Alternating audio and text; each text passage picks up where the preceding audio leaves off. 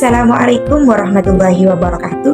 Kembali lagi bersama kami pada kesempatan kali ini di dalam mata kuliah Data Mining yang diampu oleh Bapak Dr. Mosi STMT.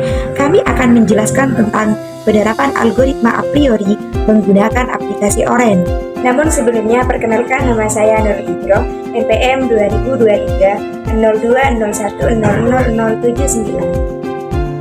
Perkenalkan, nama saya Ifatul Aziza, NPM 2023-0201-0004. Perkenalkan, nama saya Yunita Rosadia, NPM 2023-0201-000027. Simak videonya sampai selesai ya teman-teman. Pernah nggak sih kalian berpikir, kenapa kalau kita beli satu barang, kadang muncul rekomendasi barang lain yang cocok? Nah, ternyata itu nggak muncul tiba-tiba, ada logika dan algoritma di baliknya. Salah satunya adalah algoritma a priori yang bakal kita bahas sekarang. Algoritma a priori itu salah satu algoritma penting dalam bidang data mining, terutama untuk menemukan pola hubungan antar item dalam sebuah dataset. Nah, maka dari itu, ayo kita mengenal algoritma a priori lebih jauh lagi. Algoritma a priori adalah algoritma dalam data mining yang digunakan untuk menemukan pola hubungan antar item yang kita kenal dalam association rules.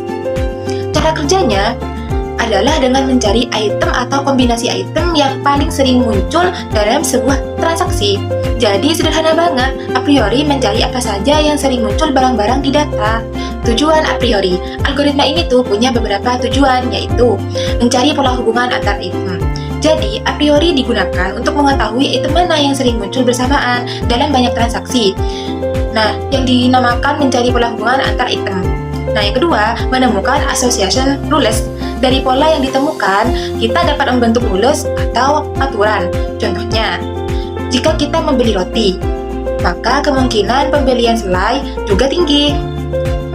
Tujuan yang ketiga, mendukung pengambilan keputusan.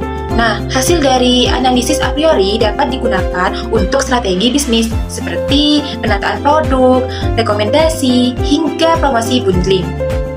Adapun algoritma a priori ini memiliki beberapa kelebihan dan kekurangan, yaitu kelebihannya mudah dipahami dan diimplementasikan. Hasil rules jelas dan mudah dianalisis.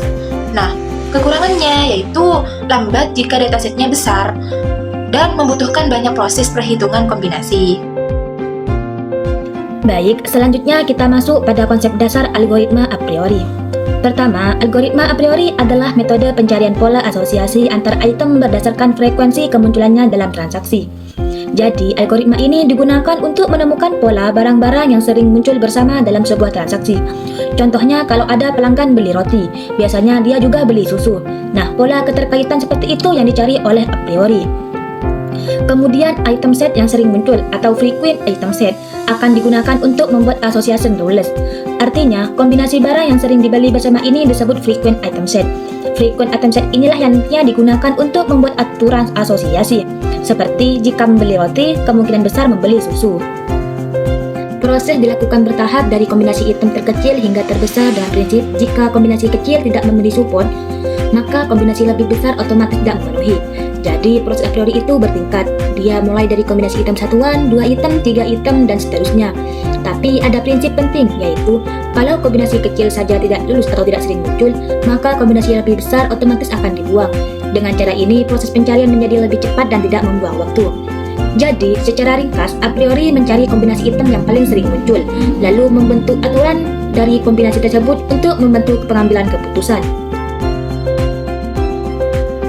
Rumus utama algoritma a priori. Poin 1, support. Rumus support adalah jumlah transaksi yang mengandung item X dibagi total transaksi. Support digunakan untuk mengetahui seberapa sering suatu item atau suatu kombinasi item muncul dalam keseluruhan transaksi. Semakin tinggi nilai support, berarti item tersebut sering muncul dan lebih penting untuk dianalisis. Poin 2, konfidensi. Rumus konfidensi adalah support dari X gabung Y dibagi support X. Konfidensi menunjukkan seberapa besar kemungkinan seseorang membeli Y jika mereka sudah membeli X. Misalnya, jika seseorang beli roti, seberapa besar peluang dia juga akan membeli susu. Poin 3, leaf. Rumus leaf adalah konfidensi dibagi support Y. Leaf digunakan untuk melihat apakah asosiasi antara X dan Y itu benar-benar kuat atau hanya kebetulan. Kalau nilai leaf lebih dari 1, hubungan antar item kuat. Sama dengan 1, tidak ada pengaruh. Kurang dari 1, hubungan lemah atau tidak terkait. Jadi, support mengukur seberapa sering item muncul. Konfidensi mengukur seberapa besar kemungkinan item lain muncul bersamaan. Dan leaf mengukur kekuatan hubungan di antara item tersebut. Alur kerja algoritma a priori. Siapkan data transaksi. Pertama-tama kita perlu menyiapkan data transaksi yang berisi daftar item yang dibeli pelanggan di setiap transaksi. Tentukan minimum support dan minimum konfidensi. Kemudian kita tentukan batas minimal untuk support dan konfidensi. Tujuannya untuk memilih item yang benar-benar sering dan relevan. Hitung support untuk setiap kombinasi item. Selanjutnya kita hitung nilai support untuk setiap kombinasi item untuk melihat mana yang sering muncul. Tentukan frequent item set, kombinasi yang memenuhi minimum support. Jika nilai support suatu kombinasi item lebih tinggi dari batas yang sudah kita tentukan, itu sudah termasuk kategori frequent item set. Hitung konfidensi untuk setiap rules yang mungkin terbentuk. Dari frequent item set ini, kita bentuk aturan asosiasi. Lalu kita hitung konfidensi untuk melihat kemungkinan keterkaitan antar item. Pilih association rules yang memenuhi konfidensi dan nilai leaf yang baik. Terakhir, kita pilih aturan asosiasi terbaik yang memiliki nilai konfidensi dan leaf yang kuat. Jadi, hanya aturan yang benar-benar punya hubungan kuat yang dipakai sebagai hasil akhir. Jadi, alur a priori ini sebenarnya seperti proses penyaringan bertingkat.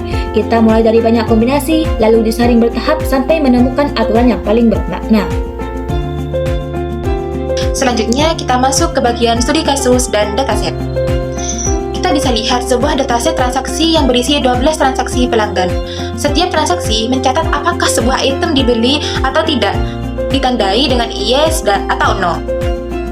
Item-item yang diamati di sini meliputi coklat, gula, kopi, roti, selai, susu, teh, dan telur. Nah, dari dataset inilah kita akan mencoba mencari pola hubungan antar item menggunakan algoritma a priori. Tugas kita adalah menentukan item atau kombinasi item apa yang sering dibeli bersamaan, lalu menghasilkan association rules yang valid. Untuk itu, kita akan menggunakan dua parameter penting. Support akan menunjukkan beberapa sering suatu item atau kombinasi item muncul dalam seluruh transaksi. Sedangkan confidence menunjukkan beberapa kuat hubungan antar item di dalam sebuah rule. Jadi, kita mendapatkan gambaran dasar yang akan diproses oleh a priori sebelum masuk ke tahap perhitungan berikutnya. Bagaimana sih proses analisis a priori dilakukan di aplikasi Oren? Nah, sebelum itu, kita harus mengetahui aplikasi Oren itu apa. Aplikasi Oren adalah aplikasi data mining yang berbasis visual, di mana kita bisa melakukan analisis hanya dengan menyusun widget-widget tanpa coding. Aplikasi ini sangat cocok digunakan untuk analisis seperti association rules. Pada workflow di bagian kanan, menggunakan 4 widget, yaitu file, edit domain, terus association rules, dan ada data tabel. Pertama, melalui widget file. Saya masukkan dataset transaksi.